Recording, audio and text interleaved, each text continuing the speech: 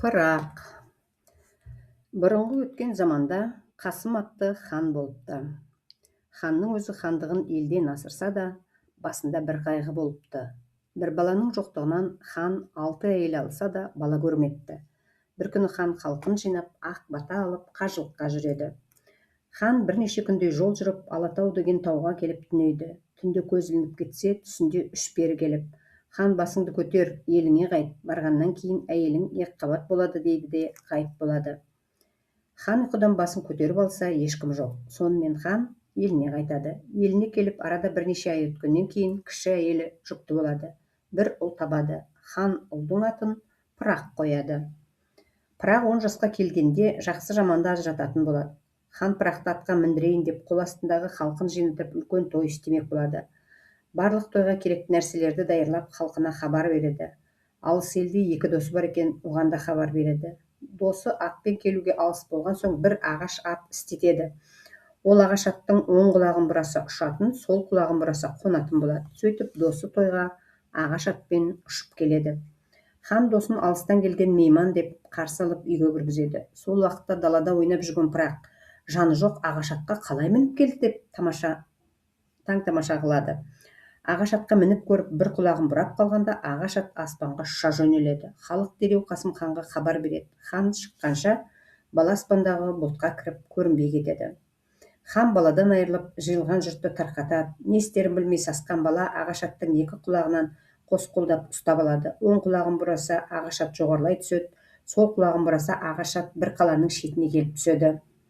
Ағаш атты сол арадағы бір үлкен тастың астына тығып, жаяу қалаға келеді.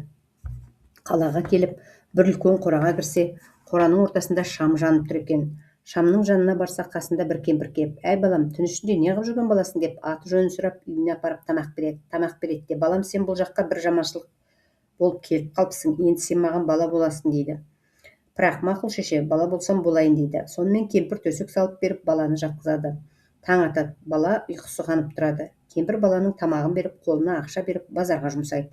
Бала базарға барып қайтып келе жатса, бір сұлу бала самауыр қайнатып шай сатып отыр екен. Пырақ баланың аты жөнін сұрайды. Бала бастан аяқ жайын айтады. Мен ханның баласы едім, бір ханның қызына ғашық болып, содан осы жерге келіп шай сатып отырмын дейді бала. Пырақ: сен ғашық болсаң, сол қызды іздеп бармай, мұнда шай сатып отыруың қалай дейді. Сонда самауыршы бала айтады: менің ғашық болған қызым жанында 40 нөкері бар, осы дүкеннің басында отыр дейді. Сөйтіп қызды сыртынан Пыраққа көрсетеді. Пырақ қызды сыртынан көріп, тұрған жерін біліп, үйіне қайтып келеді. Кешке Пырақ кемпірді ұйықтатып тастап, баяғы тығып кеткен ағаш атына алып, хан қызының үйіне келеді. Ағаш атын тысқа қоя салып, ептеп есіктен сығаласа, қыз 40 нөкерімен ұйықтап жатыр екен. Бала үйге кіріп, ұйықтап жатқан хан қызының 2 қабат шәйі орамалын ашып, бетінен сүйеді де үйіне қайтып кетеді. Күтушілер қыздың салмағын күніге өлшеп тұрады екен. Ертеңіне күтушілер қызды күндегідей өлшесе, салмағы бір мысқалға артып қалыпты. Оны хан естіп: қызым жататын үйдің есігіне, табалдырығына бояу жағып қойыңдар. Кімде-кім келсе, ертең ізінен мәлім болады. Із түссе, ертеңіне елді тінтіп қарап, киімі боялған адам дарға асылсын деп жарлық береді. Ханның бұйрығы бойынша уәзірлер қыздың есігіне, табалдырығына бояу жағып қояды. Пырақ түнде тағы да ұрланып келіп, ұйықтап жатқан қыздың бетінен орамалын көтеріп бір сүйеді де үйіне қайтып келіп жатады. Ертеңіне қараса, үсті-басы бояу болып қалған екен. Сөйтіп отырғанда үйіне бір диуана келеді. Пырақ бар киімін сол диуанаға береді. Күтушісі келіп, қызды өлшесе, тағы да 2-3 мысқал ауырлап қалыпты, және табалдырықта біреудің ізі қалыпты дейді. Хан естіп қаһарланып, дереу жан-жаққа жасауыл шаптырып, елді қаратады. Бір жасауыл намазға жиналған адамдарға барса, баяғы бояу жағылған киімді киіп тұрған бір диуананы көреді. Көре салып: сен екенсің ғой деп, диуананы ұстай алып, айтқан сөзін тыңдамай дарға астырады. Сол күні келіп жүрген кім екенін білейін деп, барлық 40 қызды ұйықтатып тастап, ханның қызы ұйықтамай ояу жатады. Пырақ күндегідей үйге ұрланып кіріп, бетінен сүйе бергенде қыз қолынан ұстай алады. Сөйтіп қыз аты жөнін сұрайды. Пырақ бастан аяқ басынан өткен істердің бәрін жасырмай айтып береді де, қыз да балаға ғашық болады. Сен ертең де кел, мен әкемнің қазынасынан ат басындай алтын, қой басындай күміс тілді алайын, содан соң екеуміз қашайық деп қыз сөзін береді. Пырақ түнімен қыздың қасында болып, таң алдында үйіне қайтып келеді. Күндіз үйінде болып, түнде уәде бойынша қызға келсе, барлығы даяр болған екен. Қызды дүниесімен ағаш атқа мінгізіп алып, екеуі ұшып кетеді. Ұшып отырып бір жерге келіп қонса, ол бір үлкен қала екен. Күніне 3 тілда беріп, бір үй тауып алып, екеуі тұра береді. Арада 4 күн өтеді. Пырақ сол қаланың ханымен танысуға көңілі кетеді. Әйеліне ақыл салады. Әйелі Пырақтың көңілін қимай, мейлің шақырамын десең шақыр дейді. Пырақ шақырып келеді. Әйелі неше түрлі тағам істеп ханды әбден күтеді. Пырақ ханмен дос боламын деп тартуға бір табақ ділдә әкеп қойып еді. Қараңғы үй жарық болып кетті. Үйінен хан ділдә алып шыққанын көріп қалып, қаланың қарақшылары ертегісі ұйықтаған кезде Пырақтың үйіне кіріп, барлық ділдә ақшаларын ұрлап кетеді. Барлық ақшасынан айырылған Пырақ қалай күн көреміз деп қайғырып отырады. Пырақтың әйелі диуанаға берем деп терезенің түбіне 7 тиын алтын қойған екен. Сол ақша есіне түсіп қараса, ақша орнында тұр екен. Әйел ақшаны алып Пыраққа: жаным қайғырма, мына 7 тиынды базарға барып келгенше жібек алып кел дейді. Келгенше Пырақ базарға барып жібек алып келеді. Ханның қызы жібектен дереу кілем тоқып, кілемнің ортасына өзінің суретін басып, апарып сайдағы лайға малып сілкіп-сілкіп жіберсең жарқырап шыға келеді. Содан соң базарға алып барып сат, бірақ 15 сомнан кемге сатпа. Ақшасына тағы да жібек алып кел дейді. Пыраққа береді. Пырақ кілемді апарып лайға малып сілкіп-сілкіп жіберіп, кілем жарқырап шыға келді. Бір қашқарлық 15 ділдаға алып, тағы 3 кілемдік ақша береді. Пырақ 15 ділдаға жібек алып қалаған әйеліне әкеледі. Әйелі жібектен тағы да кілем тоқып, ақша алған қашқарлыққа апарып бергізеді. Әлгі қашқарлық кілемдегі суретке ғашық болып Пыраққа: мен сізден оқысам бола ма дейді. Пырақ: болады, бірақ болады, оқысаң ертең менің үйіме келе ғой деп кетіп қалады. Ертеңіне қашқарлық үйіне барып Пырақтың әйелін көргенде талып қалады. Оны Пырақтың әйелі сезеді, бірақ күйеуіне сездірмейді. Пырақ қашқарлықтан: неге талып қалдыңыз деп сұрайды. Қашқарлық: қояншығым бар еді деп жауап береді.